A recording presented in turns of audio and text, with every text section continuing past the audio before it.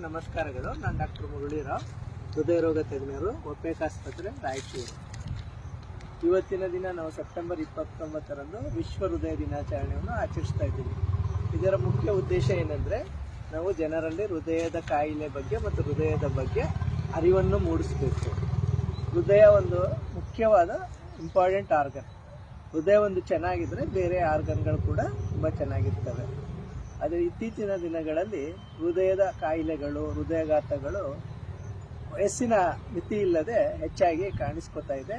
ತುಂಬ ಸಾವು ನೋವುಗಳು ಉಂಟು ಮಾಡುತ್ತಾ ಇದೆ. ಅದರಿಂದ ಪ್ರತಿಯೊಬ್ಬರು ಕೂಡ ಹೃದಯದ ಬಗ್ಗೆ ಅರಿವಿರಬೇಕು. ಯಾಕೆ ಆಗ್ತದೆ ಹೃದಯದ ಆಘಾತಗಳು? ಒಂದು ಯುವಕರಲ್ಲಿ ಅಂದರೆ smoking one of the important risk factor. ಎರಡನೇದು ಹೈ ಕೊಲೆಸ್ಟ್ರಾಲ್ ಇರೋರು. ಮೂರನೇದು ಸೋಮಾರಿತನ ಅಂದರೆ ಸೆಡೆಂಟರಿ ಲೈಫ್ ಸ್ಟೈಲ್. ಇನ್ನೊಂದು ಹೈ ಸ್ಟ್ರೆಸ್ ಜಾಬ್.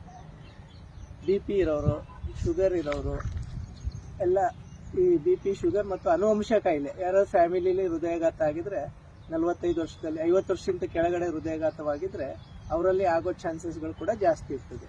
ಅದರಿಂದ ಪ್ರತಿಯೊಬ್ಬರು ಕೂಡ ತಮ್ಮ BP, ಶುಗರ್, ಕೊಲೆಸ್ಟ್ರಾಲ್ ಮತ್ತು ಒಂದು ECG, ಒಂದು ಎಕೋನ ಹೃದಯದ ಬಗ್ಗೆ ಕಂಪ್ಲೀಟ್ ಟೆಸ್ಟ್ ಮಾಡಿಸ್ಕೋಬೇಕು.